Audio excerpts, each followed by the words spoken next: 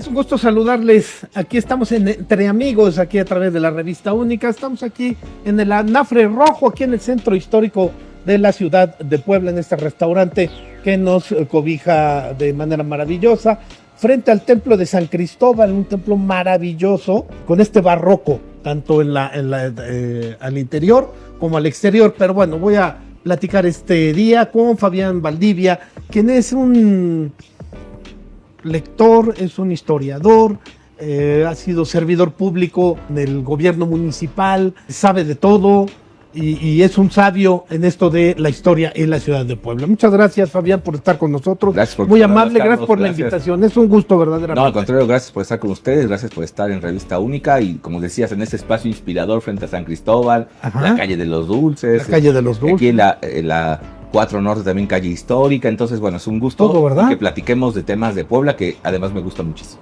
Muchísimas gracias. Bueno, algo que es importante, fechas que se acercan, que es el 5 de mayo, es una batalla histórica, es algo muy interesante que se haya, bueno, pues no solamente la recordamos nosotros en Puebla y decimos, pues la batalla de Puebla, y se circunscribe ahora a un desfile, ¿no? Y a una que coincide con la feria. No, es un tema histórico que forma parte incluso de, no solamente decía de Puebla, sino también en la historia nacional, en el país, en esta época en la que el gobierno francés viene a invadir México, los franceses vienen a México, el imperio viene a invadir México en reconstrucción o en construcción, con Benito Juárez, con Maximiliano, con toda esa época de la que tú le puedes platicar mejor al auditorio. Puebla, 5 de mayo, estamos en la historia y estamos muy bien.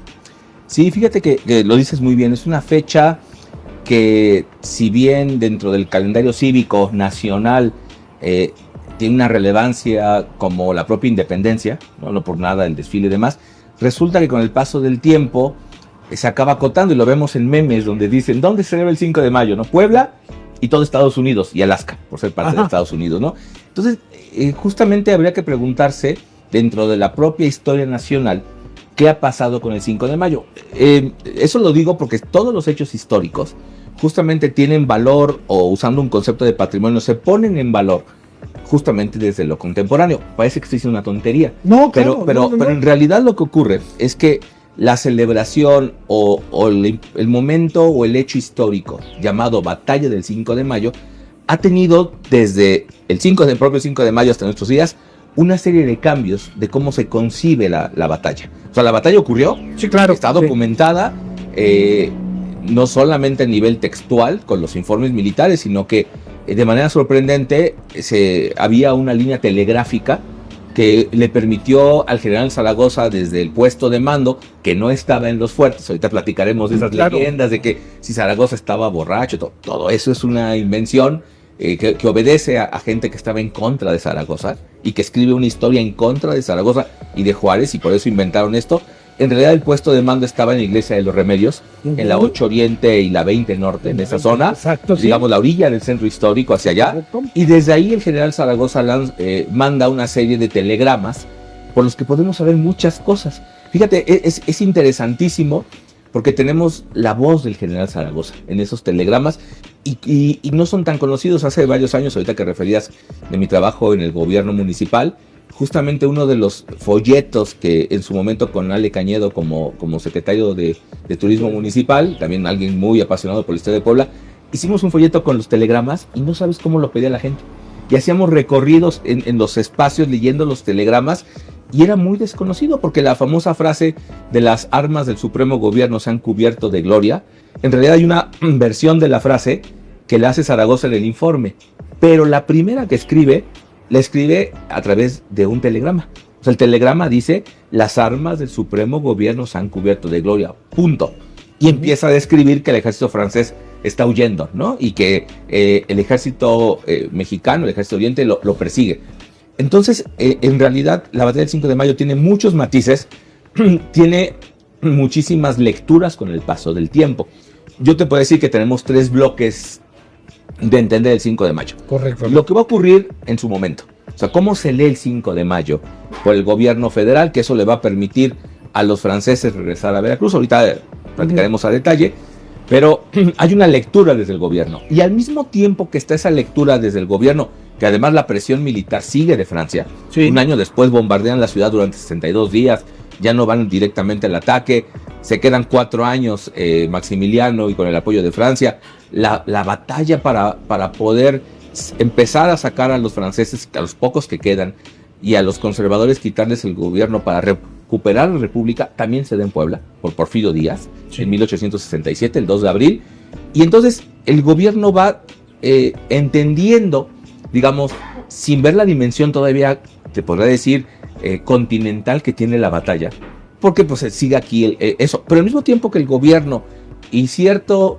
grupos sociales están entendiendo lo que ocurre en Puebla el 5 de mayo, en Estados Unidos llega la noticia, ¿no? Llega la noticia temprana en unas juntas de familias mexicanas en la zona de California, en San Diego, en toda esta zona, que están preguntando qué está ocurriendo, ¿no? Con el México, digamos, no todo el país, con la parte central, con Veracruz, con Puebla por el ataque francés, y se enteran que se gana contra los franceses. No se van a enterar muy bien lo que va a ocurrir después. Sí, claro. Pero entonces, la primera celebración del 5 de mayo ocurre el 5 de mayo de 1863, pero no ocurre aquí, en Puebla, ni en Ciudad de México, porque seguimos en guerra. Sí, por supuesto. Va a ocurrir en California.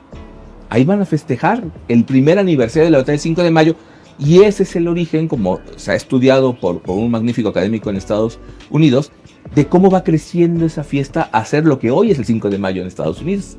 Pero fíjate cómo vamos teniendo historias paralelas, ¿no? Mientras aquí seguimos en guerra, porque la intervención no ha terminado, claro. En Estados Unidos, familias mexicanas ya están celebrando el 5 de mayo. Acaba la intervención francesa, hay muchos cambios de poder, hasta que llega Porfirio Díaz. Y el impulsor de que el 5 de mayo se vuelva una celebración nacional es justamente Porfirio Díaz. Porfirio Díaz manda a hacer hasta una pieza de ópera.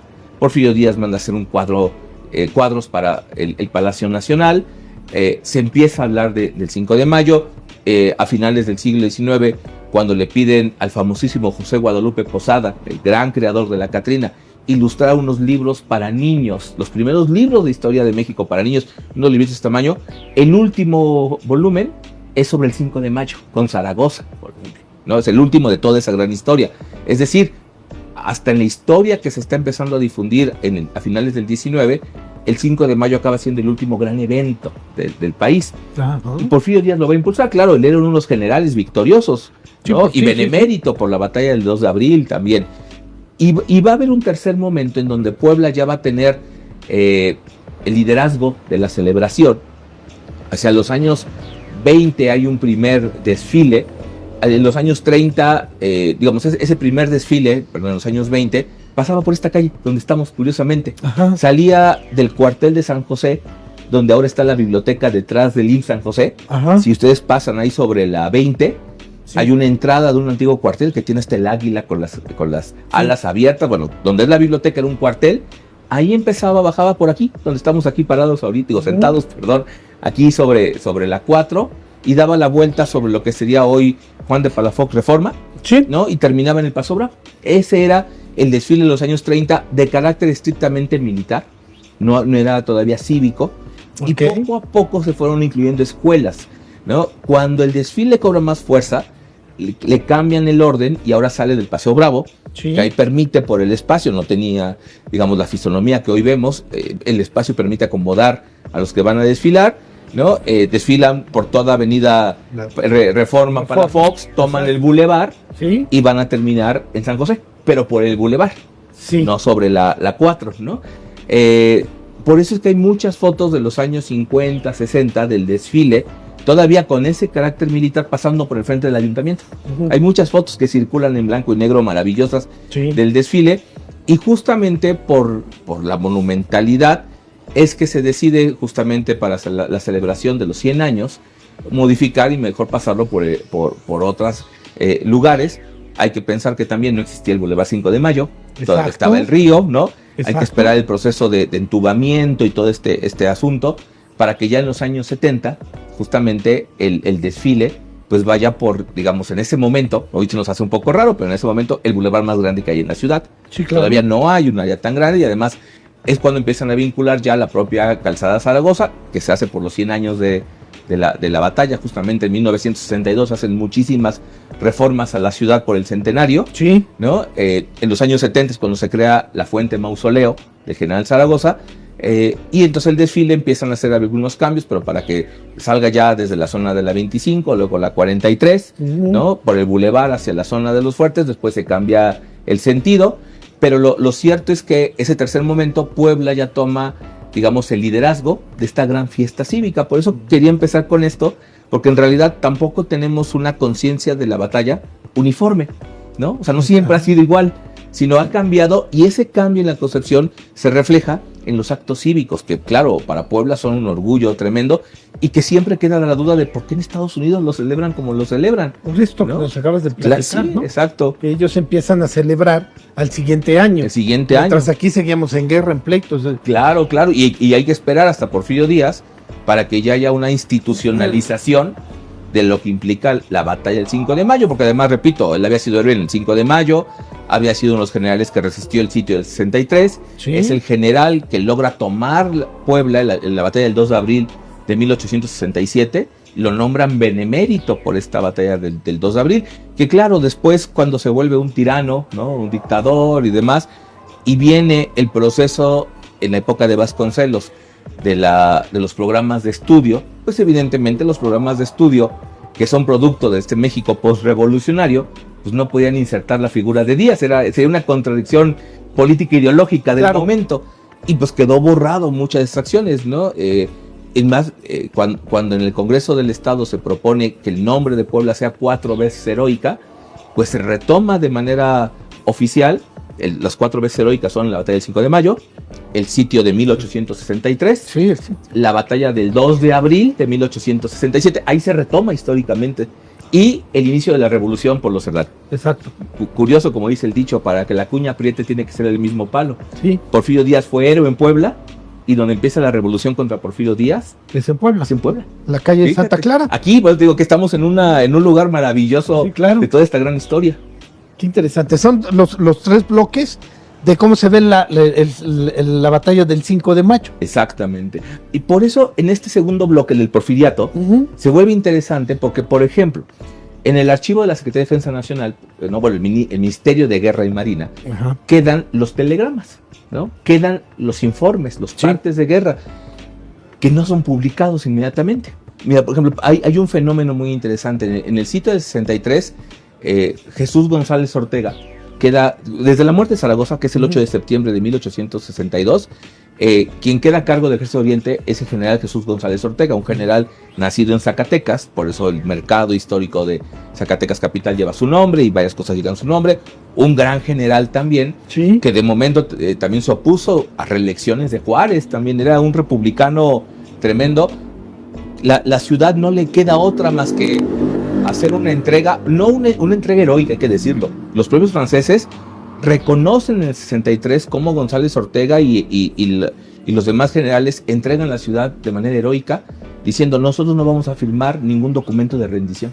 O sea, no vamos a levantar las armas porque la gente está muriendo de hambre, tienen nuestra palabra militar, no usaremos nuestras armas, pero firmar un documento en términos militares de rendición implica para González Ortega y los generales mexicanos que los van a mandar los franceses. Entonces dicen: no, espérate, tú no me ganaste en militarmente, me estás ganando por hambre, por falta de agua. Entonces, o sea, yo entrego la ciudad, pero yo no voy a firmar mi rendición porque eso implica traicionar a mi patria. O sea, de ese nivel son esos militares de esa época, ¿eh? Lo capturan, se logra escapar González Ortega cuando lo llevan hacia Veracruz, porque se llevaron a muchos a Veracruz, y González Ortega logra escapar, llega a Zacatecas, y el mismo año del sitio, el mismo año que lo capturan, se escapa, publica sus memorias de 1863 en una imprenta en Zacatecas, en un librito cuya encuadernación es papel de China, imagínate, y el papel es tremendamente corriente, no había de otra, ¿no? Sí, claro. Y publica los partes de guerra, publica la información, y es maravilloso, ¿no? Porque no, eso no ocurrió en el 5 de mayo. Hubo que esperar en este segundo bloque del porfiriato a que justamente se recuperaran los telegramas, los partes de guerra, y hasta la década de 1890 y tantos, a finales del 19, se publica toda la información de la batalla. O sea, pues digo, es interesante porque no siempre se ha concebido. Gracias a esa documentación sabemos muchos detalles.